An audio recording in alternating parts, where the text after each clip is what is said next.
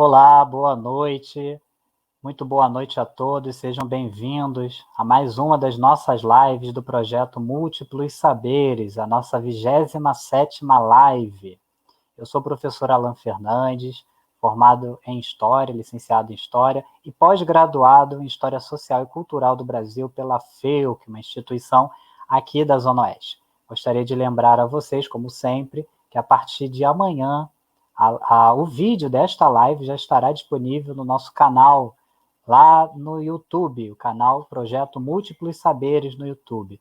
Não deixem de se inscrever no nosso canal, tá? Para receber todas as notificações. Cliquem lá no sininho também.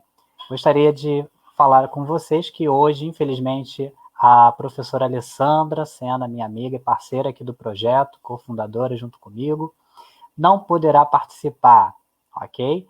Mas tão logo ela possa, provavelmente na quinta-feira ela já estará conosco, tá bom? Então, hoje estaremos recebendo o professor escritor Fábio Vicente, que é autor das obras Seja Livre com Amor Clara. Além da atuação literária, ele também trabalha como palestrante, redator e professor na educação básica e extensão universitária, em temas das áreas de literatura, língua portuguesa e motivacional. Junto com a sua rede de contatos, idealizou e é organizador do Encontro Literário da Zona Oeste, ELISO. Atualmente é também editor-chefe da editora Ascensão. Seja bem-vindo, Fábio Vicente. Olá, Alan, boa noite, tudo bem? Olá, muito obrigado. Muito obrigado pelo convite, muito obrigado pela apresentação. Boa noite para todo mundo que está aí ligadinho com a gente. E oi. É isso aí, né, Fábio? Então, com esse tema muito peculiar, né, muito importante, muito atual também, que é a produção literária e os caminhos para a publicação. Atual claro, né, a publicação sempre aconteceu desde a invenção da imprensa, mas atualmente está em voga, né, a gente vinha conversando aqui nos bastidores, né, o problema aí de taxar os livros, né? Ao longo da nossa conversa, a gente vai responder o que você acha disso. Então, para começar, né, com esse currículo extenso, né, e é escritor. Um escritor hoje em dia no Brasil. É difícil ser escritor no Brasil, Fábio? Olha, Alan, eu acho que depende de muita coisa, né? Essa dificuldade, ela vai depender do que você espera como escritor no Brasil. Eu acho que tem muito a ver com isso, né? O que você espera enquanto escritor sendo do Brasil, estando no Brasil, né? Então, assim, grande parte dos escritores, né, que eu conheço e que estão próximos a mim, escrevem por necessidade, né? Eu acho que nós somos escritores por necessidade. Então, assim, como é ser escritor quando você sente a necessidade simplesmente de ser escritor, quando você é escritor? É gratificante demais, é gostoso demais, é prazeroso demais, né? Então, essa resposta ela vai mudar mediante o que se espera quando você é escritor no Brasil, né? Então, eu acho que com toda essa coisa do ser, do precisar ser, da necessidade de ser, é muito gostoso, né? Mas quando se espera um pouco além, aí a gente começa a falar um pouco mais sobre dificuldade, sobre visibilidade, sobre espaço, sobre apoio, sobre investimento, e aí a gente acaba se estendendo muito. Afinal de contas, nós estamos falando de uma área pouco valorizada, de uma área onde há pouco investimento, né? Onde há pouco espaço para que, de fato, os escritores consigam ter o seu lugar de uma forma legal, né? E, Fábio, como começou, né? Quando foi que você se imaginou escrevendo e falou, nossa, agora eu sou autor, agora eu sou escritor? Quando é que isso começou, essa primeira lâmpadazinha que acendeu aí na sua cabeça e falou, caramba, e aí, eu sou escritor? Então, eu costumo dizer que é muito louco, né? Eu costumo dizer para as pessoas que eu nunca tive um sonho de ser escritor, sabe? Eu nunca falei, esse é o meu sonho da vida, eu preciso publicar o livro. Isso não foi uma coisa que cresceu comigo. No ensino fundamental, eu gostava muito de escrever, mas ainda assim, porque assim, ela na verdade tem muito a ver com perspectiva, né? Quando a gente vem de uma vida muito difícil, quando a gente vem de um lugar muito desacreditado, quando a gente vem desse espaço, a gente não tem muita perspectiva, né? Então, eu nunca sonhei com coisas tão grandes, afinal de contas, não se tinha muita perspectiva, né? Então, é muito complicado falar sobre isso. Então, eu nunca pensei muito nisso. No ensino fundamental, numa escola, né, em uma disciplina de língua portuguesa, claro, a professora começou a trabalhar poemas com a gente e falou sobre um concurso de poesia que aconteceria na escola, né? E aí todos nós produzimos, afinal de contas, mesmo quem não quisesse participar, precisaria produzir, afinal de contas fazia parte dali do contexto da aula e nós precisávamos fazer. E aí eu produzi um poema, tinha um tema e tudo mais. E no final meu poema foi selecionado para estar no concurso, né? E muito curiosamente eu venci o concurso de poemas, né? Eu fiquei em primeiro lugar e foi muito legal e tudo mais. E nesse momento eu não quis ser escritor, né? Mas nesse momento eu falei, olha, eu sei fazer isso, né? Eu acho que eu sei fazer, eu acho que eu faço legal, eu acho que é uma coisa bacana. E o tempo passou. Sempre gostei muito de escrever, sempre gostei bastante de ler, mas como eu te disse, nada a ponto de dizer eu vou ser escritor, eu vou publicar um livro um dia. E eu comecei a escrever, a vida passou, a vida passou. E depois de um tempo eu comecei a compartilhar essas coisas com as pessoas. Então as pessoas começaram a ver as coisas que eu fazia, que eu escrevia, e as pessoas começaram a me fazer acreditar que seria possível que aquilo tudo se transformasse no livro, né? Falei, mas como? Por onde começar? Como fazer? Eu não tenho noção de nada. Não sei. Quem sabe um dia. E aí aconteceu, né? Tudo aquilo, todos aqueles escritos se transformaram no meu primeiro livro, Seja Livre. Tá ali na estante, esqueci de deixar aqui, poxa. No meu primeiro livro, Seja Livre, que foi onde eu me inseri no mercado literário, não ainda no editorial, né? No literário. Me lancei como escritor, foi a realização de um sonho, foi um dos momentos mais felizes da minha vida. E foi aí que eu percebi que eu era escritor, né? Eu acho que basicamente isso. E não ficou em um livro só, né? Isso já explica que deu, depois né? Que poupa. Né? Porque a literatura, quando você entra e quando ela começa a fazer parte de você, da sua essência, do que você é, não tem como parar, né? E eu acho que enquanto tem alguém querendo te ler, enquanto tem alguém que acredita em você, enquanto tem alguém que te apoia, a gente vai continuar escrevendo pro resto da vida. E isso aí já não tem mais nem como negar. Isso aí é uma coisa que vai ser para sempre, já faz parte da gente. Já é intrínseco, né? Já fica Exatamente. Ali. Pessoal que estiver nos assistindo, podem mandar perguntas também, tá bom? Hoje vai ser um bate-papo, tá ok? Podem mandar quantas perguntas quiserem. A gente vai ver aqui até o tempo acabar, né? Hoje nós temos um tempo um pouco mais flexível, mas podem mandar perguntas, tá bom? Compartilhem também para mais amigos poderem participar aqui da nossa live, estarem aqui conosco também, enviando suas perguntas, tá? Suas mensagens que a gente vai expor aqui na tela. Fábio, vamos já chegar naquele cerne, né? Antes que o pessoal já comece a querer. Com certeza essa pergunta viria de qualquer forma, então eu já vou me adiantar aqui. Reforma tributária, né? Hoje em dia, os editores, pela lei brasileira, né, as editoras elas são isentas, né, de pagar impostos. Né? É um benefício que reduzia o custo na produção dos livros, né? Porque Sim. Isso acabava refletindo no usuário final, no caso do comprador, né? Na gente que compra. Eu não escrevo livros, eu leio muitos. Então, aqui, né? A gente que é da área acadêmica, né? Eu sou pesquisador, né? Então, a gente escreve muito artigo, lê muito, né? E tal, mas a gente não se preocupa. Eu, particularmente, não tenho muito essa preocupação. No entanto, até pouco tempo, né? No entanto, eu faço parte de alguns grupos, né? E estamos buscando aí escrever um livro. Aliás, já é uma segunda pergunta, né? Que eu farei daqui a pouco para você, né? Sobre a reforma tributária, né? Se aprovada, né? O governo ele quer arrecadar 12%, né? De alíquota sobre a receita bruta das editoras. Ele quer unificar, né? PIS e COFINS em CBS, Contribuição sobre Bens e Serviços, um novo imposto que quer ser feito, né? Quer ser desenvolvido aqui no Brasil. Esses 12% parece pouco, né? Quando a gente fala assim no geral, parece pouco. Mas para quem numa situação em que não se havia o pagamento desse imposto, é muita coisa, não é? Então, Alan, nós chegamos a comentar, né, sobre isso um pouquinho antes da live, e eu disse para você que eu falei muito pouco sobre isso, não falei com meus autores sobre isso, não falei nas minhas redes sociais sobre isso, porque quando a gente está com muita raiva, a gente acaba colocando para fora. Quando a gente fica muito chateado, a gente às vezes se cala. E eu acho muita tristeza, muita coisa que tem acontecido no governo atual. Então, assim, quando a gente fica triste, muito triste, a gente se cala, é o que aconteceu comigo, né? Então, assim, é muito complicado. Por quê? A gente já tem um governo que não apoia a leitura, não incentiva. Sabe? A live ela não é política, ela não é para isso, mas a gente não tem como fugir disso, né? A gente não tem como fugir do que é fato, né? 30% da população brasileira nunca comprou um livro sequer, sabe? Então, assim, olha quanta coisa difícil a gente já tem, né?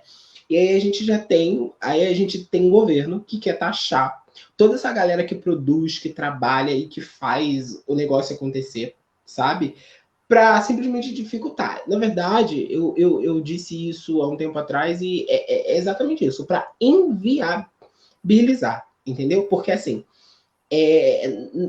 quando 12% parece muito pouco, mas é muito bom a gente deixar claro que não é muito pouco, né?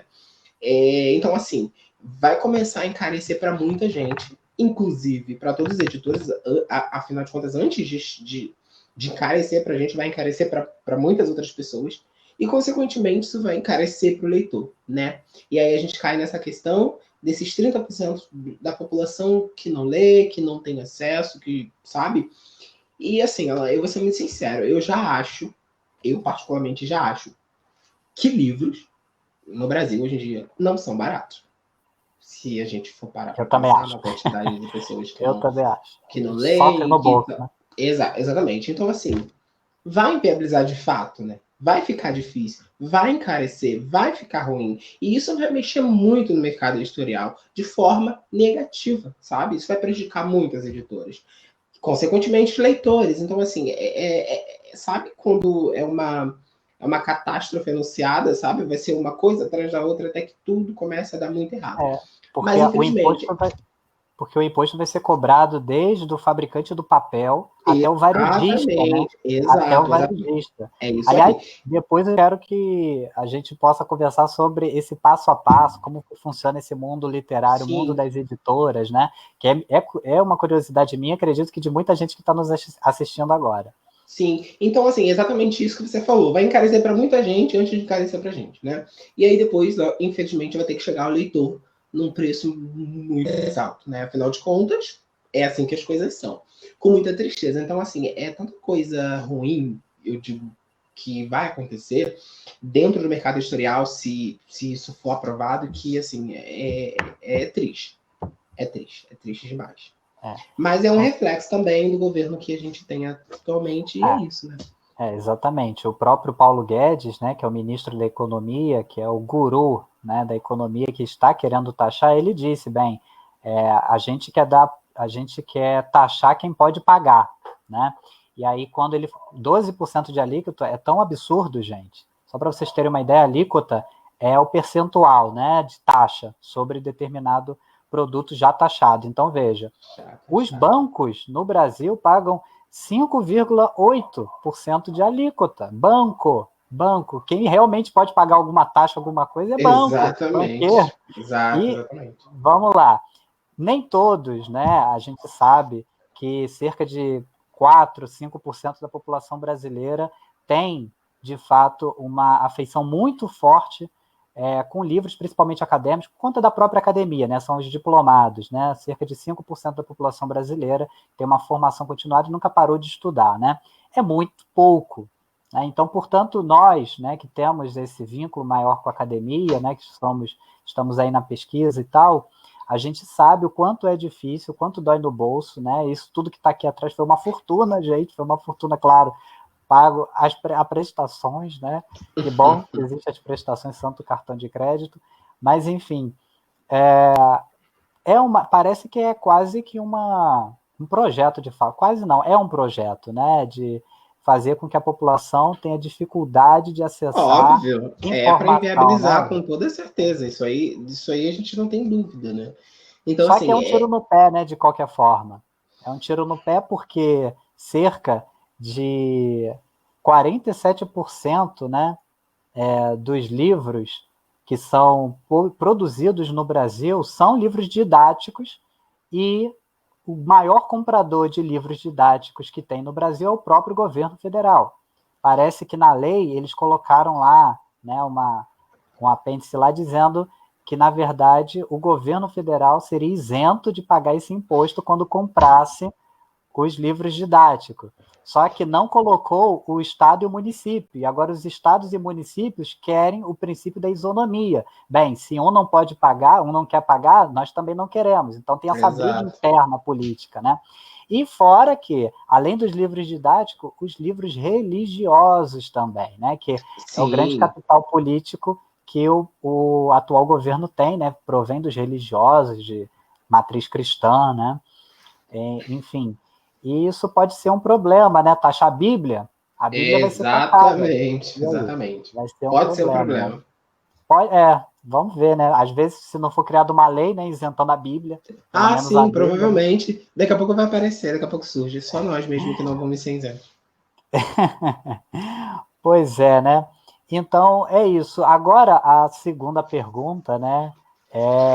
Com relação a como é, né, o mundo editorial, né? De que forma você pode trazer aqui para a gente, de forma bem didática, né, como que é o passo a passo para se fazer um livro, desde a sua escrita até a sua publicação, até a venda para o leitor. Nossa, quantas etapas, né? Quantas etapas? Até o livro, né, se transformar mesmo, se configurar num livro, são etapas.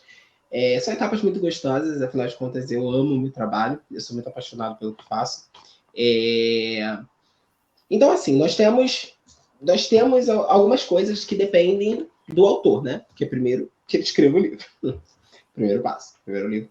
Esse livro chega na editora, né? Chega na mão do editor como um simples arquivo Word, né? Como um simples arquivo Word. E a partir daí ele vai ganhando vida, né? Então, nós temos o autor que escreve e registra esse livro, afinal de contas, é o papel do autor que ele registra esse livro. Afinal de contas, é dele, pertence a ele. Esse livro chega até a editora, que começa a trabalhar para que ele se transforme num livro, né? Para que ele chegue ao leitor. E aí nós temos algumas etapas, né? A primeira etapa, né? Assim, eu acho que isso depende de editoras, mas eu acredito que grande parte das editoras trabalhem dessa forma. A primeira etapa é mandar esse livro para leitura crítica, né? Para a pessoa que vai olhar aquele livro, né? E a gente vai olhar toda a estrutura daquilo e a gente vai ver tudo que a gente pode melhorar naquele livro, né? Isso depois dele já ter sido aprovado para publicação, porque existe uma avaliação antes que esse livro de fato faça parte da editora, né? Esse material chega até a editora avalia esse livro, e aí quando eu falo de avaliar, não estou falando somente de ortografia, ou de estrutura, ou de enredo, ou de desenvolvimento de personagens, eu estou falando de uma avaliação muito ampla, né? Como esse livro pode impactar, como esse livro pode ser vendido, esse livro tem um público, qual é o público para esse livro, quais são as pessoas que provavelmente podem adquirir esse livro, como a gente vai fazer para vender esse livro depois que esse livro já estiver pronto. Então, assim, são muitas questões internas. Por isso existe essa avaliação para ver se aquele livro se encaixa naquela editora, né? Assim, existem algumas editoras que elas têm as suas próprias linhas editoriais, existem editoras que publicam todos os gêneros, e enfim. E aí é o papel do autor procurar uma editora que siga a linha do que ele escreve, né? Depois disso, depois de avaliado e aceito, afinal de contas, pode acontecer também do seu livro ser recusado por uma editora, que não é um problema, tá? Isso não significa que o livro é ruim, né? Porque, de fato, essa pesquisa precisa acontecer antes, o autor precisa, de fato, saber para onde ele está enviando, para quem ele está enviando, para saber, de fato, se a editora publica aquilo que ele escreve, e eu acho que grande parte dos autores também não tem esse cuidado, então eu acho que isso é um cuidado muito importante e essencial, né, para o autor. Esse livro chega até a editora depois de aceito, e para processo de editoração, esse livro ele vai para o profissional que olha toda a estrutura desse livro e mexe, né? Mexe. Eu costumo dizer que o copydesk, o leitor crítico, é a pessoa que o escritor passa raiva, né? Ele é o profissional que dá raiva no autor, né? Porque, de fato, é o profissional que vai pegar todo o seu livro e se tiver que sentar do seu lado e reescrever com você, ele vai fazer isso. Afinal de contas, É para isso que ele serve. Para pegar todos os ganchos, todos os furos, tudo que poderia estar mais trabalhado, mais elaborado, e ele vai fazer esse trabalho. Depois desse trabalho, né, que é um trabalho, assim, eu tô mostrando de uma forma geral, né? É um trabalho demorado, é um trabalho lento, né, para que o livro, de fato, possa estar pronto para as próximas etapas. Depois disso, esse livro ele vai para outro profissional, que é o revisor, né? É a pessoa que revisa aquele livro, né? Revisor barra preparador, ou enfim, tem editoras que têm esses profissionais separados, enfim, tem editoras que é o mesmo profissional que faz isso. Nós, particularmente, temos esses profissionais separados, nós temos o revisor e o preparador de texto, né? Que é a pessoa que vai mexer ali na estilística e na gramática daquele livro, né? Vai deixar aquele livro em ótimo estado para que ele chegue até o leitor. E aí, se for a mesma pessoa que for preparar aquele texto, que vai ver se parte daquele texto está cansativo, se aquele termo de fato precisava estar ali, se aquilo tá legal para o leitor. Eu costumo dizer que o preparador de texto é basicamente o leitor, o primeiro leitor, né? É a pessoa que vai ler aquilo ali como leitor, como uma pessoa que adquiriu o produto. Eu costumo dizer porque para mim basicamente é isso, né? E aí ele vai falar sobre a obra em si. E aí depois dessa revisão, né?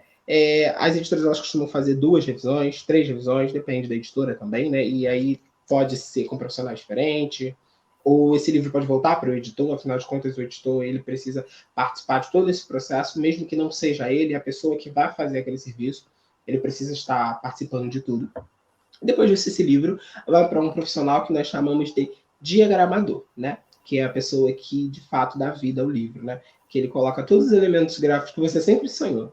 Sabe? Quando você sonhava com seu livro com um pássaro, é ele que faz isso. Quando você sonhava com a página 20 toda preta, é ele que faz isso. E quando você sonha com as nuvens e as árvores, sabe? Sabe quando você idealizou, de fato, seu livro? Então, o diagramador transforma tudo isso em realidade na diagramação.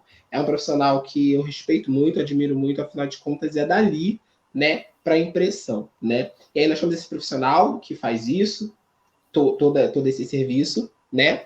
E só que antes disso, né, antes do diagramador, a gente costuma fazer a capa do livro, né? Afinal de contas, o diagramador precisa ter essa capa para que ele possa também pegar elementos dessa capa e colocar na diagramação, para que ele possa se inspirar e fazer esse serviço. Então, assim, eu particularmente na editora Seção costumo liberar as capas antes de todos esses serviços, porque eu acho que dá para você olhar aquilo ali e ter uma noção do que você precisa seguir, né? E depois de todo esse processo, o autor, claro, participa de todas as etapas e aprova tudo, afinal de contas, nada é feito sem consentimento dele. Nós temos a diagramação, temos tudo. Já tivemos todos os documentos necessários para a impressão desse livro. Quando eu digo documentos necessários, eu estou falando do ISBN, que você retira na CBL, eu estou falando do código de barras, eu estou falando da ficha catalográfica, afinal de contas, todos os livros precisam desses documentos para que eles sejam publicados. A gente simplesmente imprime esse livro. E aí o livro, de fato, ganha vida. E aí ele está pronto para ir para o público, aí ele está pronto para ir para o leitor, né? E aí nós temos todo esse trabalho editorial, nós temos toda essa questão de pensar em como ele vai chegar, no formato, numa boa diagramação, numa boa revisão, numa boa capa. Inclusive, eu acho a capa muito fundamental, ser tudo muito pensado. Qual é o público que vai ter acesso a essa capa? Qual é o público que a gente quer atingir com essa capa? O quanto essa capa é comercial, o quanto essa capa não é, o quanto essa capa é bonito, o quanto essa capa não é. Então, eu acho também que é um processo bem assim, a gente precisa estar bem alinhado para que isso seja muito legal, porque eu acho que toda obra tem que ser muito bem pensada para o final, né? Que é para quem vai receber esse produto, né? Tipo, tá bom para essa pessoa, para esse público receber? E aí, depois de tudo isso, nós temos o produto final, que é o livro, né? Pronto para comercialização, pronto para chegar à casa dos leitores. E aí parece que o trabalho para, mas o trabalho não para aí. Na verdade, nós temos uma outra fase, nós temos uma outra etapa que é vender esse livro. Afinal de contas, quem escreve quer ser lido, né?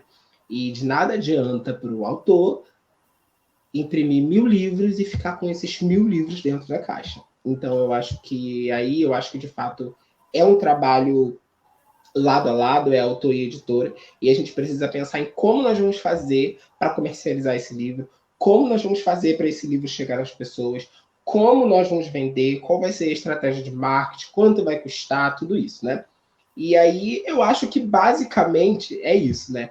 É todo esse Nossa, processo de editoração até de é fato ele se longo, transformar né? no livro. É longo, é cansativo, requer dedicação, paciência, afinal de contas nós estamos falando de toda uma equipe trabalhando em apenas um livro. Olha quantas pessoas já trabalharam dentro de apenas um livro, né? É muita gente trabalhando e aí tem um autor também que participa de tudo. Então, assim, leva tempo, né? Requer dedicação, né? E Custa, profissional. custa uma quantia, como eu posso dizer, alta, assim, fazer isso tudo. Então, ela é muito complicado falar sobre isso, né? Porque, Porque assim, pode atualmente tem a falar. questão da isenção, mas onde essa isenção ela aparece de fato e onde ela não aparece nesse processo longo? Então, na verdade, você está falando o quê? Para o autor, você está falando para o leitor? Não ficou Ambos, muito. vamos fazer assim, para o autor e para o leitor, porque assim, muita gente que está nos assistindo agora pode ter a vontade, por exemplo, de escrever um livro e queira ter, né, Entendi. Você está falando dos entendeu? custos para que isso aconteça, né? Isso, é. Então, aí quando a gente fala de custo de publicação, nós entramos em vários viés. Assim, depende da forma que essa editora trabalha. Né? As editoras elas trabalham de forma diferente. Então, assim, primeiro que os valores para a publicação eles vão variar de editora para editora, né? E aí isso aí é indiscutível, porque cada um faz da forma que acha melhor. Existem editoras, né, que nós chamamos de editoras tradicionais, né? São as editoras que não cobram absolutamente nada do autor. Elas simplesmente publicam e o único lucro delas é na venda desse livro. Então, para o autor, não teve um custo, né? E aí as pessoas sempre perguntam: e quais são essas editoras? Nós temos várias. E aí a gente volta lá naquela questão que eu falei sobre o autor pesquisar bem antes de procurar uma editora. Ele precisa saber onde ele está indo, o que ele quer, o que ele almeja. Então você precisa saber para quem você está enviando o seu material. Hoje em dia, até as editoras pequenas, todas as editoras têm uma cota de publicação tradicional, né? Que é essa publicação em que as pessoas não pagam. Inclusive, nós também temos autores que são autores tradicionais. E para que você consiga alcançar isso, funciona também de uma forma diferente em cada editora. Em nossa editora, os autores tradicionais eles são convidados a publicar. São convidados. Nós convidamos esses autores a serem publicados de forma tradicional, onde essa publicação não tem custo algum para ele. Mas nós não somos uma editora tradicional. Nós temos uma cota de publicações tradicionais, como grande parte das editoras. As únicas editoras totalmente tradicionais são as editoras grandes, as maiores editoras, que não preciso mencionar os nomes, porque todos conhecem, porque são as maiores. E aí é uma outra conversa, porque afinal de contas, chegar até a essas editoras é muito difícil. E sozinho é quase impossível, né? Assim, eu acho que quem está me assistindo, que é do ramo, vai concordar que é quase impossível sozinho que você chegue até uma editora muito grande. E aí é isso. E aí, sobre custo, é muito difícil falar sobre isso, porque, como eu disse, isso vai de editora para editora. Então, assim, tem editoras, por exemplo, que fazem publicações colaborativas, né? A editora cobra uma metade e o autor dá metade, depois os direitos autorais são divididos. Existem editoras, por exemplo, que fazem publicações por metas. Olha, você não paga nada inicialmente, mas você precisa vender 80 livros, 90 livros, e aí tudo bem. E aí, se você não atinge esse objetivo, você não atinge essa meta, você precisa pagar pelos livros que registraram. Então, assim, são várias formas de se trabalhar no meio editorial. Então, assim, e aí, agora respondendo de fato a sua pergunta, porque a gente vai abrindo muita brecha, para você pagar, eu acho que depende do quanto você quer publicar. E aí eu acho que é isso que vai decidir no final se é caro ou é barato. Depende É do a quanto você quer. tiragem. Depende do quanto você quer publicar aquele livro, sabe? E aí, o que é muito complicado falar se é caro ou barato. Tem custo, né? Afinal de contas, olha quantas pessoas estão trabalhando em volta do teu sonho. Olha quantas pessoas estão fazendo Uma, aquilo dar certo, né? exatamente. O Então, material do papel também influencia no preço, né? Porque Sim, o papel, tudo não é todo influencia. papel é igual, né? Não é Não, todo não, papel que tudo é igual. influencia. Exatamente. Existem publicações mais baratas justamente por isso. Existe o papel pólen, que atualmente é o mais utilizado, afinal de contas é o papel mais confortável para leitura. Hoje em dia, se você perceber bem, as editoras já não fazem mais uso do papel offset, que é aquele papel branco, afinal de contas, aquele papel é cansativo para leitura, esteticamente ele não é muito bonito, então grande parte das editoras não fazem mais uso desse papel, mas algumas ainda usam. E dependendo do autor, do pedido do autor, as editoras fazem esse papel também. Eu acho que é aquela coisa da flexibilidade. Nós, particularmente, não utilizamos esse papel na editora, então, assim, nós só utilizamos o papel pólen, que ele é relativamente barato, a diferença não é muito grande, mas, assim, no final, na tiragem, como você disse, isso faz diferença, né? Faz diferença o papel, faz diferença a gramatura desse papel. Nós temos também uma variação de preço em uma capa fosca e uma capa com a laminação brilhosa. Nós temos uma variação de preço em uma capa com orelhas e uma capa sem orelhas. Nós temos A capa variação. dura, né? Tem isso também, né? Exatamente. Porque Nós temos variações. em Temos alguns a sites aparece os capa dura é mais capa caro do dura. que a Sim, a capa capa dura é bem mais caro. brochura, né? Atualmente, exatamente. A capa dura bem mais caro. É mais caro para todo mundo, para o escritor, que vai precisar ajudar a ficar com isso, para a editora e no final para o leitor também, né? Então, assim, é por isso que quando a gente recebe esse livro, é por isso que quando a gente tem esse livro, e aí o autor talvez, porque acontece muito com o autor que nunca publicou, né, que vai publicar pela primeira vez, ele vem cheio de sonhos, ele vem cheio de desejo, ele vem cheio de vontade, e a gente precisa pegar essa pessoa e conversar com essa pessoa, olha, calma, vamos conversar, né? Aí a gente precisa falar sobre tiragem, às vezes você quer fazer, por exemplo, 1000 livros, e aí a gente precisa conversar com você sobre esses 1000 livros, a gente precisa conversar com você sobre a dificuldade que vai ser. Então, assim, é um diálogo. Então, assim, tem essa questão da capa dura, o autor já chega e sonha com a capa dura, e a gente precisa falar que no final, o leitor, a pessoa que vai ler, vai pagar muito caro por isso, e vai ficar muito caro para ele, ou para a editora, depende de quem estiver arcando com isso. Então, assim, tem variações, e as editoras hoje em dia elas são muito flexíveis em relação a isso, né? Eu acho que as editoras elas prezam só pelo padrão de qualidade mesmo. Então, assim, tem editoras que vão trabalhar com papel offset, tudo bem. Tem editoras que não vão trabalhar em hipótese alguma. Tem editoras que só imprimem livros com a laminação fosca. E tem editoras que vão publicar só com a laminação brilhosa. E isso aí vai depender de editora para editora e da sua conversa com o autor. Eu, particularmente, prefiro as capas foscas, mas não tem problema nenhum também com capas brilhosas, né? Então, tem essa variação, sim. No final, dependendo de quantos livros forem impressos, pode fazer diferença no seu bolso. Quer dizer, faz, né? Com certeza. Fábio, nós temos aqui uma pergunta de uma das nossas seguidoras aqui, a Aline Silva. Ela diz assim, eu gostaria de saber quais são as especificidades que um editor precisa ter. Um editor precisa ser um escritor? Muito interessante a pergunta. Aline, não, né? Assim, eu nem gosto muito de entrar nesse assunto, porque é uma coisa muito assim, né? Muito complexa, né? Mas vamos por parte.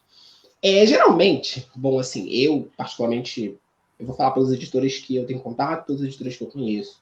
Geralmente, todos os editores que eu conheço, que, né, são responsáveis por editores, eles fizeram, em sua grande maioria, eles cursaram jornalismo, eles cursaram letras, né? Ou eles não cursaram nenhum dos dois, mas também abriram o editor. Então, assim, eu não acho que você precise ter uma formação específica para você ser editor. Mas acho que você precisa estar por dentro do mercado que você quer entrar. Automaticamente, você é meio forçado a fazer coisas, né? Eu digo cursos ou especializações ou até graduação na área que você quer atuar, né? Mas eu não acho que tenha uma coisa específica. Você só pode ser editor se você fizer jornalismo. Você só pode ser editor se você fizer letras. Não, porque inclusive existem pessoas que fizeram outras coisas e abriram editores. Mas aí, nós também temos outra discussão, né? Aí a gente vai falar sobre o serviço oferecido, né? E aí você consegue entender perfeitamente que uma formação mais na área do trabalho específico, ela pode proporcionar.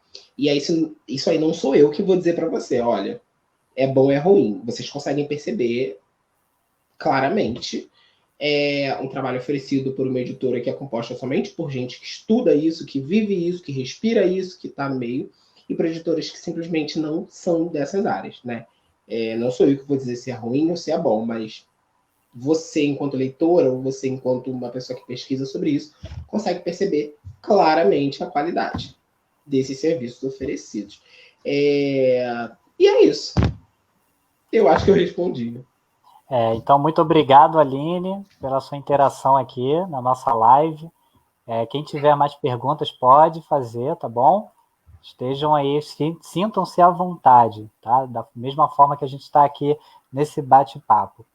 Então, Fábio, como eu vinha dizendo, né, eu faço parte de um grupo de pesquisa, né, que a gente fala sobre história política, né? Minha área de pesquisa atualmente é história política, né? Eu sou historiador da área, e a gente vai falar sobre as direitas, né? As direitas no Brasil, né? E aí a gente vai falar todas as nuances, né? Tudo aquilo que caracteriza as direitas. A gente escreve artigos e é muito comum em grupos, principalmente universitários, né? Esses grupos de pesquisas, eles acabarem se tornando futuramente, se materializando, melhor dizendo, através de um livro publicado que compile os artigos escritos ao longo da pesquisa, né? Ao longo do período em que o grupo de pesquisa esteve atuando. Para nós, assim, que estamos ainda nessa pegada também, né, quais seriam as suas dicas, né, assim como eu e meus amigos que objetivamos, né, escrever um livro futuramente, né, publicar um livro, de que forma você poderia, quais são as dicas que você poderia dar para a gente, assim, além daqueles que estejam nos ouvindo agora, nos vendo? Você fala em relação a futuramente a publicação de todos esses artigos juntos, né? Na forma de um livro. Na forma de um livro, sim. Então, Alan, a publicação acadêmica, ela é muito diferente, né, das nossas publicações tradicionais. Ela é muito diferente, inclusive, em relação aos profissionais que recebem esse material, né? Então, assim, o material acadêmico, ele vai chegar à editora, né, editoras que trabalham com publicações acadêmicas, que não são todas, e ele não vai, por exemplo, para o editor ou para o copydesk. Ele não recebe esses profissionais. Ele vai para um parcerista da área que vocês estão atuando, né? E é essa pessoa que vai falar sobre isso. É essa pessoa, né, que tem respaldo, que tem a formação adequada para falar sobre esse material produzido por vocês. E isso aí tem a ver mais com a academia, né? E é alguém da academia que vai falar sobre isso que você escreveu, para não parecer sobre todo esse projeto. E aí ele decidir se ele está apto ou não para publicação. Afinal de contas, é muito diferente, porque a responsabilidade, inclusive, é a maior, né? Do que você está colocando para as pessoas, daquilo que você está oferecendo, daquilo que você está jogando no mercado. Então, por isso, a gente tem que ter esse cuidado, tem que ter alguém de fato com uma formação adequada para falar sobre isso. Tem sido de fato muito comum, as pessoas elas têm se reunido, pegado esses artigos, ou às vezes nem artigos que já estavam sendo produzidos, às vezes eles de fato querem produzir ainda, para que isso se concretize no livro. Eu acho fantástico, né? Eu tenho uma quedinha enorme também pelo universo acadêmico, então eu fiquei muito feliz, inclusive, quando nós abrimos o selo acadêmico, porque eu tenho uma quedinha muito grande pelo universo acadêmico, e é muito legal saber que a gente tem isso em livro, né? É muito legal saber que isso serve como material de consulta, como que isso serve como material de estudo, e que isso está pertinho da gente para quando a gente precisar. E o mais legal dessas coletâneas é que a gente tem um monte de gente bacana, um monte de gente boa falando sobre coisas muito legais que agregam muito. Então, assim, a publicação é bem diferente, a forma que esse material é trabalhado dentro da editora é bem diferente. Grande parte da responsabilidade de todo o material acadêmico é de quem está escrevendo esse material acadêmico. A responsabilidade é muito grande, afinal de contas, é ele que está dizendo, né? É ele que tá mostrando, é ele que está afirmando, né? Dependendo das publicações acadêmicas. Tem gente que faz a tese virar livro, que faz a dissertação virar livro, e tem essa galera que se reúne para pegar todo esse material legal já produzido, ou que produziram apenas para o livro, e publicam, né? Então, a dica é essa. Continue escrevendo, juntem isso de uma forma legal, tenham responsabilidade com o que vocês vão entregar para a galera, porque de fato eu acho que isso é muito importante, né? E publiquem, e publiquem. Obrigado, já anotado, Não. inclusive, Eu meus acho amigos. que era basicamente isso, né? Era basicamente isso. E eu acho muito legal essas publicações em grupo, justamente por toda essa coisa que a gente pode extrair de todo mundo que está ali. Uma pergunta, Fábio. Na Sim. sua editora, né? Na editora em que você editou, na Ascensão, fazer aqui o Uhum. merchan aqui dela, né? Tem que fazer o merchan, tem que fazer, aproveitar o momento. Vocês têm o costume de, eu não sei como é que se usa o termo, né? Mas eu acho que é publicar também, publicar e-books, os livros eletrônicos. É automático, a É. nossa publicação é automática. A gente publica o físico e o e-book. Mas você Ah, diz assim, somente o e-book? não, então, como você disse, né? Os dois, né? A Os dois. Não, é produção. porque geralmente, quando alguém manda um livro para a editora, ele manda o arquivo, né, que ele quer transformar em um livro físico, né?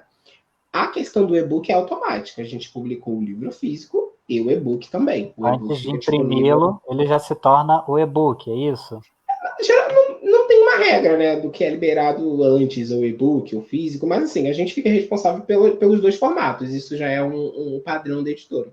Chega Com- e ambos são publicados, de forma física e de forma digital. E como você enxerga, né, o futuro?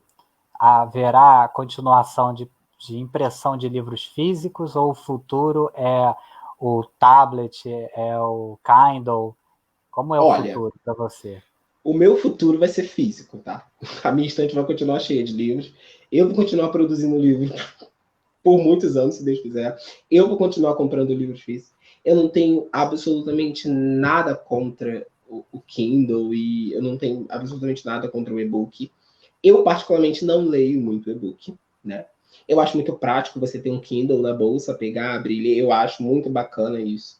Mas eu ainda prefiro meu livro físico, eu ainda prefiro tirar meu livro físico da bolsa e ler, Somos colocar dois. o meu marcador ali onde eu parei e continuar depois. Então, assim, em relação ao futuro, quando se trata de Fábio, vai continuar sendo o físico. Sempre, sempre e sempre, né? Mas a era digital tá aí, a gente não tem como negar, né? A tecnologia tá aí, ela avança cada dia mais. Então, assim, eu acho que o livro físico ele vai continuar existindo, não tem como não, né? Talvez, né, de uma forma muito, muito mais lenta, de uma forma muito mais devagar. Afinal de contas, a gente tem aí a Amazon, né, com os e-books que vem tomando conta de tudo. A galera tá super aí lendo um livro atrás do outro, no Kindle e tudo mais. Mas é aquela questão, eu acho que tem gosto para tudo, tem livro para todo mundo, físico e e-book, e eu acho que cada um vai com as suas preferências. Mas olha lá, eu não consigo imaginar o mundo sem livros físicos. Não dá. Essa cobrança da taxa, né, essa pretensa cobrança, né, ela pode Uhum. influenciar e muito nesse jogo, né, nesse Com toda futuro. certeza. Isso Porque com toda se certeza, for à porque frente, né, se for à frente a gente vai ter só e-book, é isso que você está querendo dizer. Né? não necessariamente só e-book, mas vai facilitar mais para essas grandes empresas, esses grandes conglomerados que lucram bastante. Se bem que o e-book, apesar de ser bem mais barato, alguns até são de graça lá na Amazon, Uhum. mas isso é tudo isca, né? Para que você continue comprando outros e Sim, outros. sim. Eu acho, na verdade, que o mercado digital ele já é grande. Ponto. Não tem essa de vai crescer e vai expandir. Já expandiu, já é muito grande e já acontece. Então, essa é a questão. Já acontece, a gente tem aí a Amazon que não nos deixa mentir. A gente tem aí todos os autores publicando físico, mas também publicando e-book. A gente tem autor que só publica na Amazon, mas é muito curioso. Por quê? Porque existem muitos autores que publicam na Amazon para conseguir dinheiro para o físico. Então, assim, a galera não abre mão do físico, a galera quer publicar o livro físico. Assim, tem muita coisa envolvida na publicação de um livro físico, né? Não somente não é somente o cheirinho do livro novo, né? É, Não é somente isso, né? É o livro chegando até as pessoas, é o é o sonho seu, concretizado, é né? isso aí, é o sonho organizado, é o seu livro na sua estante, sabe? E isso aí é impagável, isso é a coisa mais gostosa que existe. Com certeza.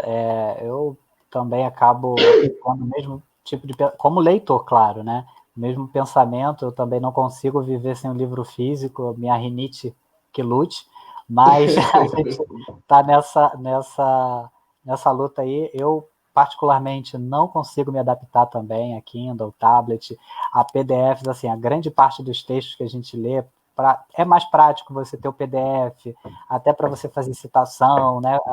Mas isso é bem específico. Agora, a literatura mesmo, né? A literatura adulta, infanto-juvenil, enfim, os Harry Potters da vida, né? Os Peter Jackson lá da vida, do Percy Jackson, aliás, isso tudo é bom você ter físico, sabe? Eu particularmente gosto muito, como você disse, né? O cheiro do livro é impagável, né? O cheiro de livro novo é impagável, né? É verdade. Com relação o Alan, pode falar. Eu vou só voltar numa questão aqui, porque eu fiquei meio pensativo em relação a isso. Eu não sei se a Aline ainda tá por aí, mas eu acredito que sim, porque ela sempre fica nas lives. Mas eu queria voltar com a pergunta dela, eu até anotei aqui. Por quê? Sobre isso, sobre a pergunta dela, eu gostaria de saber quais são as especificidades. Então, assim, eu respondi isso, mas eu queria frisar uma coisa muito importante, que independente da área em que você tenha formação, e que você esteja ingressando nesse universo literário, editorial, né? Vamos dizer assim, porque ela falou sobre edição, você precisa estudar. Óbvio, você precisa estudar e saber de fato onde você está entrando. Afinal de contas, a gente está falando sobre sonhos das pessoas, a gente está falando sobre um trabalho que você vai fazer para outras pessoas. Então, assim, que não seja na graduação ou talvez na especialização, mas que você estude sempre, que você busque conhecimento na área sempre, sempre. Seja em curso de extensão, seja em curso livre, seja em curso online, enfim. Mas é isso, é porque eu acho que faltou isso aí. Faltou isso na minha resposta. Respondido, acho que agora de forma completa, né? De forma completa. Porque realmente, né? Eu acho que uma área tão importante, né? Sim, eu acho para a que o trabalho sociedade, ele tem para que a ser educação. entregue de uma forma incrível, impecável, eu acho. Agora, mudando, né? Mais um tópico aqui da nossa conversa, né? Você também faz parte, né, da organização de encontro literário, né? O Elis. Uhum. Como você tem visto, né? E quais são os obstáculos, né? É óbvio que o obstáculo é a distância, né? Social, a distância física. Mas além disso, né? Como você está vendo durante a pandemia, em que as pessoas mais sensatas, né? E aquelas que podem, é claro, estão mantendo a distância física, como serão os encontros? Porque nunca mais nada vai voltar a ser do jeito que era antes, né?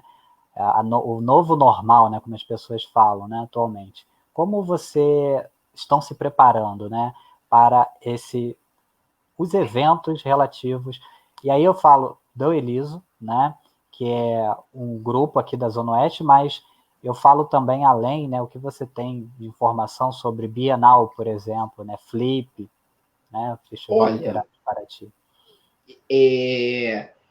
você acha que esses eventos não serão como antes, é isso? Tipo, você realmente acha A que. questão, assim, os grandes conglomerados, principalmente Bienal, né, o que a gente está Aham, acostumado a ver de Bienal, por exemplo, né, que a gente saindo pelo ladrão, né, de tanta gente, aham. tanta gente. Será que isso vai voltar, né, a acontecer? Eu acho que com toda certeza. Se for do Rio, então, não tenha dúvida disso, gente. Inclusive, o carioca ele quer abraçar as pessoas, ele quer ver as pessoas, ele quer ter contato. Então, eu não consigo imaginar que vai ser diferente, que não vai voltar a ser como era antes. Eu acho que muita coisa não voltará a ser como antes, mas eu digo em relação a outra coisa. Eu acho que em relação a ver o mundo, a ver o ser humano, eu tô mais nessa questão filosófica e de vida. Tô Mais mais nessa abstrata, questão. né? Exatamente. Agora, eu acho que essa coisa dos eventos, eu espero que eles voltem com tudo.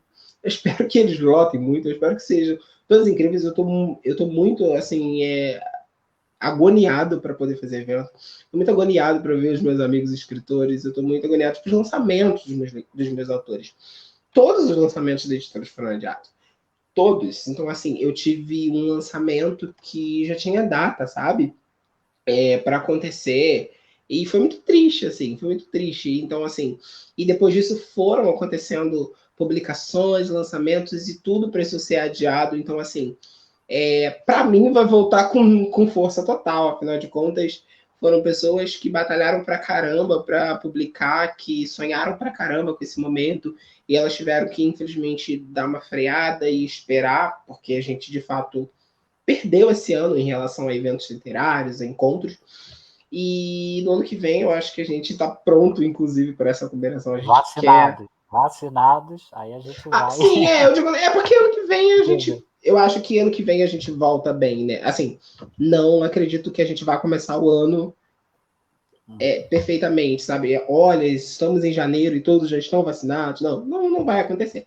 Mas, assim, eu tenho esperança ainda em todas essas coisas no ano que vem. Pro ano que vem, porque para esse ano não dá mais para esperar. Né? Mesmo que, como você disse, mesmo que aconteça essa vacina esse ano não dá mais para a gente pensar em eventos e pensar em encontros e pensar em nada. A gente, infelizmente, precisou se adaptar ao momento e tentar fazer o que é possível, que é tudo virtual, de forma virtual, né? Na verdade, houve uma preocupação muito grande em relação ao funcionamento. E aí, seria possível continuar? Seria possível continuar trabalhando? Seria possível continuar publicando? Seria possível? Então, assim, a gente, na verdade, ficou muito sem querer pensar no que ia acontecer e a gente foi levando, a gente foi vivendo um dia de cada vez no meio do caos que todos estavam passando, né? Então, esse era o mais importante, entender que não era só com a gente, todo mundo estava passando por aquilo, todo mundo precisava dar um jeito de se reinventar e de fazer alguma coisa para que as coisas não parassem de fato, né? E é isso, a gente está aí. Ano que vem, os eventos acenderão. Outra vez. Né? Olha, exatamente. Para fazer a ponte com a Ascensão. Não, ano que vem com certeza nós teremos mais uma edição do Eliso, do Encontro Literário Zonesc, um evento que infelizmente já tem data mais ou menos projetada? Então, na verdade, ele ia acontecer em abril, né? Não aconteceu, e aí depois a gente tentou pôr um pouquinho mais para frente, mas aí começou a acontecer tudo que está acontecendo ainda. Então a gente ainda não parou para pensar em uma data e tudo mais, aconteceu somente uma edição. Essa edição nós tentaríamos, inclusive essa segunda edição, nós tentaríamos fazer lá na FEU, que eu acho que é um lugar muito bacana, ali no centro de Campo Grande. E, enfim, a gente tentaria entrar em contato, mas aí não deu nem tempo de pensarmos em entrar em contato. Então a gente ainda não tem data, não falou sobre isso, mas nós estamos com ideias muito bacanas, nós estamos conversando muito sobre mais eventos, mais do que já existem, e mais coisas, e mais projetos, e é isso. A pandemia ajudou a projetar a mente para dar mais tempo também, né? Ela com toda certeza. Dando esse tempo para vocês poderem ir se programando e criando novos projetos, né? Sim, durante a pandemia, né? Aí agora também eu não sei como que está, né? As programações de lives, grupos de encontro, né? Literários.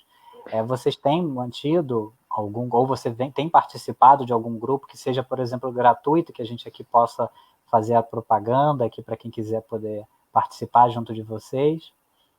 Então, quando começaram todas essas coisas de lives e tudo mais, eu não fui muito adepto, eu não estava muito ali, eu fiquei muito desnorteado, de verdade, com tudo isso que estava acontecendo. E a minha única preocupação era o que a gente vai fazer? O que a gente vai fazer? Como vai fazer? Porque eu me vi, assim, de verdade, vendo tudo, eu me vi perdendo tudo e me vi assim, sabe, tipo, acabou. Começou e acabou. Então, essa coisa da live foi uma coisa muito nova que veio, e assim, eu falei, gente, olha, eu não vou fazer, eu não tô na vibe, não era isso que eu esperei, eu não queria dessa forma, e enfim. E de fato, nós não fizemos muitas lives. Todas as lives que nós fizemos foram a pedido dos autores, então, tipo, nós não vamos negar, se os autores querem fazer uma live, nós vamos fazer uma live, e aí fizemos lançamentos virtuais e tudo mais. Eu participei de algumas lives, eu fui convidado por alguns editores, enfim, algumas pessoas, e participei de algumas lives, e assim, tem sido legal, tem sido positivo, porque a gente tem falado, né, a gente tem trocado, a gente tem estado, assim, sabe, conectados mesmo que dessa forma virtual e distante, cada um em sua casa. Mas o que acabou surgindo muito foram clubes de leituras, né? Muitos clubes de leituras, né? E a galera eles fazem os grupos no WhatsApp, criam perfis no Instagram, e aí vão trocando figurinhas, vão lendo a mesma obra. Inclusive, meu recente lançamento fez parte de um, foi muito legal. Então, assim, é o que eu tenho visto. Eu, basicamente, particularmente, hoje não faço parte de nenhum, mas para a galera que quer, que tá, eu acho que tá fácil de encontrar, assim, porque surgiram bastantes. Inclusive no Instagram, muitos perfis de clubes literários, para a galera que quer estar no meio, que não quer perder essa coisa da literatura, da troca, né? Eu acho que é bem positivo. E às noites de terças e quintas estejam conosco às 7 horas da noite, participando aqui das nossas lives também. Exatamente. De dia, participe dos grupos literários, à noite estejam conosco assistindo para aprender, assim como a gente aprende aqui um pouquinho. Fábio, com relação... Aí uma pergunta bem pessoal, né? Ao gosto, ao seu gosto mesmo. Né? Qual o livro que te marcou? Nossa, marcou. Objetivo. Que me marcou, nossa. Olha, gente, mas pra gente que lê é difícil, né? Deixa eu lembrar. Olha, muitos livros me marcaram. Pode ir falando. Pode citar os autores, os títulos, pode ir falando. Sim, mas olha que engraçado. Olha que engraçado. O livro que, assim, eu vou falar do mais recente, né? Que eu lembro, porque de fato foram tantos. O livro que mais me marcou. Eu acho, inclusive, que é muito bom a gente falar sobre isso, porque eu sou uma pessoa que eu valorizo muito os nossos escritores brasileiros, né? Os nossos autores nacionais. Porque, de fato, aqui tem muita gente boa, né? E aí falar sobre essa coisa de marcar me fez, inclusive, fazer esse adendo. Leiam os nossos escritores, leiam os nossos autores. Aqui tem gente muito boa, aqui tem coisa muito legal e que a gente, às vezes, abre mão para poder pegar de fora, né? O último livro que me marcou muito, ele se chama Aos Olhos de Zoe. Ele é de uma autora brasileira, bem de pertinho da gente. Brincadeira, ela não é daqui do Rio, não é pertinho não, mas pertinho, tá pertinho, deixa eu estar perto. Ela se chama Camila Pellegrini. Aos Olhos de Zoe é um livro narrado por uma cachorrinha. A cachorrinha narrou o livro inteiro, então assim, botou bichinho no meio, não tem como não marcar, né? Então foi o livro que mais me marcou e, inclusive, eu sou muito fã da Camila e extremamente apaixonado por cada coisa que ela escreve. E ela, inclusive, fez o prefácio do meu novo livro, do meu recente lançamento, porque ela é incrível. Para Onde Vão os Suicidas, do Felipe Saraiva, também é um livro que mexeu muito comigo, é um livro que me deixou muito reflexivo e impactou muito, assim. Só que, olha, são vários, sabe? E o mais curioso, são todos brasileiros, são todos nacionais. Olha como tem coisa bacana aqui, eu acho muito incrível. Esses são os autores brasileiros. É isso, né? Eu acho que a gente tem que, mais do que nunca, principalmente nessa briga aí no meio de uma pandemia, ter que ficar discutindo esse tipo de taxa ou não taxa livre. Eu acho que tinha tanta coisa mais importante para que o governo pudesse, né, ter de fato fazer alguma coisa, agora que é mexer onde não deve, né? E aí ajudar os autores brasileiros, né, comprando suas obras, né?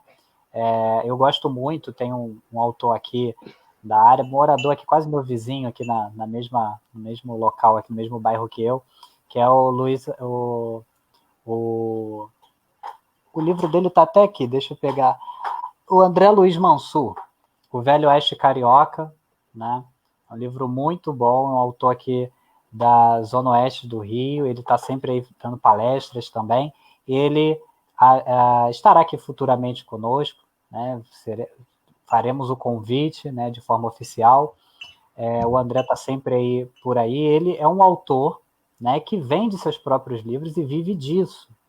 Né? Então, é muito importante que a gente possa estar ajudando, contribuindo, né?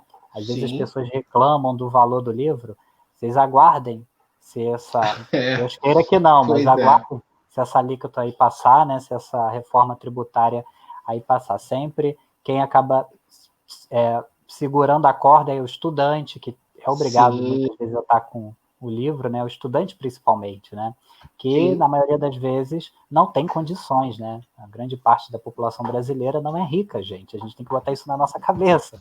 Né? E livro, num país que não tem os melhores índices educacionais, os melhores índices, né, de satisfação e nem incentivo, econômica, né? Porque ainda tem isso. Se ainda houvesse o incentivo, né? Mas nós não temos também. Pois é, o governo gasta 1 bilhão, né, para o PNLD, o Plano Nacional do Livro Didático, né, a cada, acho que 4 anos, e e gastou 1 bilhão bem, tá ok? Gastamos 1 bilhão, tá ok? Pronto. Acabou. É isso. E é isso, né? Joga, e aí vamos taxar, porque a gente quer o retorno, o governo quer o retorno disso, né? E aí Exato. é complicado, Triste. né? Triste, Muito triste. triste, né, Fábio? Uma outra pergunta da Aline. A Aline aqui tá figurinha carimbada. A Aline é Aqui. incrível, ela tá em todas as lives sempre, é maravilhosa. Qual foi o livro que você mais demorou para escrever e quanto tempo levou? É comum escrever e depois demorar para desenvolver? O livro que eu mais demorei. Eu acho que o livro que eu mais demorei para escrever foi meu último lançamento. E é muito curioso. Gente, eu vou pedir licença rapidinho lá, porque eu acabei Pode, esquecendo de pegar o livro e vou pode mostrar para pegar. vocês. Pode pegar. Eu já ia pedir mesmo para você fazer isso. Muito rápido. Voltei. Então, por que eu gosto de falar sobre isso? Porque foi o livro mais fininho que eu escrevi. Tipo, ele é bem fininho. É o meu recente lançamento, ele se chama Com Amor Clara. Ele tem 80 páginas. Só que foi o livro mais demorado. Porque esse livro, ele mexe muito comigo, né? Abrir esse livro, ele já é demais para mim. Porque ele fala sobre o luto vivido por uma jovem que perdeu sua mãe e aí começou a escrever cartas para sua mãe, etc. O enredo, ele é bem emotivo, ele é bem forte. E eu lembro que eu fiz a introdução desse livro e depois da introdução desse livro eu fiquei 15 dias sem conseguir escrever uma palavra. Então, assim, é muito curioso porque foi o livro mais curto e mais demorado. Eu demorei, sei lá, talvez uns 6 meses para terminar um livro de 80 páginas. Então, assim, eu acho bastante. Eu acho bastante porque o livro ele já estava todo programado em minha mente, eu já tinha todo o esqueleto da história e simplesmente demorei, né? E aí, depois, tem todo o tempo também de editoração, né? Esse livro, ele saiu pela Ascensão, então, automaticamente, eu cuidei desse livro desde a escrita até a impressão, né? Eu fiz, basicamente, tudo do livro, né? E aí, eu acho que, sei lá, 1 ano, né? E aí, até, de fato, ele chegar aqui, tipo, está aqui nas minhas mãos, eu acho que quase 2 anos. Olha, Caramba, muito tempo. muito tempo, É muito tempo, é todo um trabalho, é todo uma Mas que vale a dedicação. pena, né? Muito, muito, muito. Traz aquela satisfação de tê-lo na estante, né? E Sim, poder estar mostrando, por exemplo. sim, porque se eu pensar também no tempo que eu. Desde o tempo em que eu pensei em falar sobre o que eu falei neste livro, aí a gente vai aumentar mais ainda esse tempo aí. Então, assim, leva um tempinho, mas isso aí também depende do processo criativo de cada um, isso aí depende também do tempo de escrita que a pessoa tem. Existem pessoas muito regradas para escrita. Eu não sou parâmetro para falar sobre organização de escrita, eu não sou parâmetro para falar sobre organização de história, eu não sou parâmetro para falar sobre ficha de personagens, porque eu não faço nada disso. Então, assim, eu sou muito regrado. Mas eu levei bastante tempo. Então, assim, vai de pessoa para pessoa. Existem pessoas que são muito regradas. E aí a gente percebe isso quando a pessoa publica 5 livros por ano, né? Tipo, acontece, né? Comigo não acontece, mas acontece com outras pessoas. Você Você precisa vai, estar bem envolto em toda e eu focado na. sim, sabe, porque comigo funciona de uma forma muito louca. Comigo simplesmente as ideias aparecem. Elas demoram muito, sabe, para aparecer. Mas quando a história, quando o enredo aparece, ele vem pronto também. Quando eu quero falar sobre algo, vem pronto, assim, sabe? Do começo ao fim. Ele vai começar assim e vai terminar assim. Isso é muito legal. E aí depois isso vai desenvolvendo. Afinal de contas, depois que a gente escreve, é muito importante que a gente mesmo faça alguns ajustes, é muito importante que a gente mesmo faça uma revisão, mesmo que não tão perfeita, para que o livro chegue bem legal, né? Para todos os outros profissionais que vão mexer nesse livro depois. Interessante. Fábio, você é mais um escritor autor, perdão, um autor narrador ou mais um autor protagonista das suas histórias? Olha, Ou um pouco dos dois? eu acho que um pouquinho dos dois. Assim, esse livro, eu comecei basicamente falando sobre o Fábio. Então eu me perdi, né? E aí eu falei, pera, eu preciso parar, eu preciso respirar, eu preciso repensar. né? Afinal de contas, eu não quero contar a história de Fábio aqui, eu quero contar a história de Clara, né? Então, assim, eu parei, eu pensei, eu respirei, e aí eu voltei. E aí eu, de fato, narrei, né? De fato, eu narrei a história. Mas eu acho que eu sou um pouquinho dos dois. Eu acho que todo mundo é um pouquinho dos dois. Eu ia Todo mundo que falar isso, né? escreve. Eu A acho que gente todo mundo que consegue escreve. ver que muitos protagonistas, né, na verdade, é o alter ego de quem escreveu, né? Então, Sim, tem muito assim, disso, né? eu acho que um pouquinho. Eu acho que, e eu acho, inclusive, eu me atrevo a dizer que é quase impossível não entrar pelo menos uma linha É de quem tá. saudável, mas em doses muito fortes mata. É É isso? isso, é isso, é Entendi. isso. Olha, foi um prazer estar aqui conversando com você essa noite, Fábio. Foi assim enriquecedor, muito mesmo, porque eu acho que todo mundo que aqui esteve conosco, nos assistindo, aprendeu bastante. Eu, particularmente, eu tinha apenas uma ideia bem superficial do que é ser editor, da editora. Para mim, editora era alguém que pegava meu dinheiro para eu ter o livro delas em casa. Meu Deus, Não tinha entendi. aquela figura, eu não tinha aquela visão do processo, né? Claro que eu imaginei que o processo realmente era complexo, né? Mas não nos detalhes que você nos trouxe de forma tão didática, explicativa e mostrou, né? Que uma coisa é preço, outra coisa é valor, né? Uma coisa Exato. é o preço do produto, outra coisa é o valor empregado, o tempo empregado para aquilo ali, todas as Sim, emoções, né? eu falo sobre isso. Porque, inclusive, já aconteceu questionamento sobre. Vou dar um exemplo, sei lá, básico. Ah, mas olha, talvez esse valor para essa quantidade de exemplares ele está muito alto, assim, não necessariamente comigo, mas eu digo no meio, né? É uma coisa que é muito comum, inclusive, de você ouvir, talvez, de quem queira publicar. Não, mas esse valor por essa quantidade de livros é um absurdo.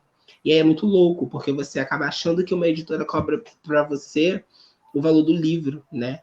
E uma editora não cobra por impressão de livro, afinal de contas, imprimir livro ainda é barato. Ainda é. Imprimir livro ainda é barato, né? E aí uma editora ela não te cobra pela impressão, porque com R$ 100 você mesmo imprime livro, imprime 10 livros, 15 livros, né? Uma editora te cobra por todo esse trabalho que é feito, por todo esse trabalho editorial, por todo esse processo, e por tudo que ela vai fazer depois com o seu livro. Porque ainda tem o depois. E depois? Como a gente faz esse livro acontecer? Como esse livro chega até as pessoas? Então, acho que é muito legal a gente falar sobre isso, as pessoas de fato entenderem o papel de uma editora e o papel de uma gráfica. E a gente não pode entender que são trabalhos totalmente diferentes. Gráfica e editora e editora. Desculpa interromper, mas Nada que isso, foi ótimo. pra... Então, se você quiser amarrar agora, tá? Porque se finalizar aqui, se despedir do público aqui, tá? Você tem agora esse tempo aí, fique à vontade. eu agradeço, de verdade, pelo bate-papo. Foi muito legal para mim também. Eu adoro falar sobre mercado editorial, eu adoro falar sobre literatura, eu adoro falar sobre esse universo. Eu sou muito apaixonado por tudo que eu faço, inclusive por isso, né? Afinal de contas, a gente faz um monte de coisas, mas eu também amo o meu trabalho. Fiquei muito feliz pelo convite. Eu adoro compartilhar coisas sobre o mercado editorial, sobre como funciona, sobre como acontece, inclusive nos mínimos detalhes, né? Eu sempre falo sobre isso em todas as lives que eu participo e eu vou mencionar agora também. Eu lembro que eu dei um curso de extensão uma vez, na FELC, inclusive, que foi sobre, inclusive, processo para publicação. E aí, nesse curso de 4 encontros, né, durante um mês, todo sábado, nós falamos sobre o universo literário. E foi muito legal, porque eu levei outras pessoas. Então, eu levei, em 3 sábados, 3 palestrantes diferentes. Eu levei um produtor cultural, que o rapaz lá que organiza os eventos. Eu levei escritores, e aí a gente falou de uma forma muito ampla sobre isso. E o mais curioso foi chegar até a sala de aula, encontrar várias pessoas que eram apaixonadas por esse universo, mas que não entendiam e acreditavam que era algo muito impossível e que me falavam as coisas com muita dificuldade, e que me falavam que muita gente fazia eles acreditarem que aquilo era quase impossível, que aquilo era muito difícil. E aí foi um trabalho de desconstrução, mas foi muito gostoso porque a gente falou sobre esse universo que eu sou apaixonada, e no final de tudo isso, grande parte desses alunos hoje se tornaram meus autores. Então, eles são publicados, eles realizaram o sonho, então é muito legal, entendeu? porque eu percebi também que alguns detalhes, que algumas coisas elas não são ditas, elas não são mostradas. E alguns alunos chegavam para mim e falavam sobre isso. Falavam, inclusive, que na própria graduação, alguns professores os faziam acreditar que era um lugar muito difícil de chegar. Então, assim, eu adoro trocar figurinhas sobre isso, eu adoro falar sobre isso. E a gente vai falar sobre toda a parte legal, sobre toda a parte gostosa, mas se for preciso, a gente vai falar sobre todas as partes difíceis, sobre todas as partes obscuras, sobre tudo que acontece de ruim. Afinal de contas, a gente precisa saber onde de fato a gente quer se jogar, né? E é isso. Muito obrigado de verdade, foi muito legal, foi muito prazeroso e estamos aí. Muito obrigado, Fábio. Futuramente você retornará aqui, já esteja preparado. Muito bom, pode me chamar. Aí, tá bom? Para a gente Com todo discutir prazer. mais. Às vezes outras nuances, porque assim, é um tema que dá pano para manga, né? A gente com poderia certeza. ficar aqui a noite toda, a gente fez um bate-papo assim, bem tranquilo, né? Agradeço também muito a todos que estiveram aqui nos assistindo, ao pessoal que interagiu, tá bom? Aline, muito obrigado mesmo, tá bom? Então, uma boa noite, Fábio. Para você também, gente. Tchau, tchau. Muito obrigado pela galera que ficou aí até agora. Beijão. Tchau, tchau. Então, muito obrigado, pessoal, por tudo, né? O projeto aqui foi enriquecedor demais a conversa. O nosso projeto tem esse objetivo mesmo, de enriquecer as noites de terças e quintas de todos vocês, né? Gostaria de lembrar a todos vocês, né? Nós temos o Espaço Múltiplos Saberes, aí estão os telefones, né? Nós temos os preparatórios para Enem, militar, reforço escolar, concursos de magistério, alguns cursos livres também, tá bom? Qualquer interesse de vocês, é só contactar os números que estão aí. Tá bom? Muito obrigado, pessoal. Uma boa noite e até quinta-feira. Até mais.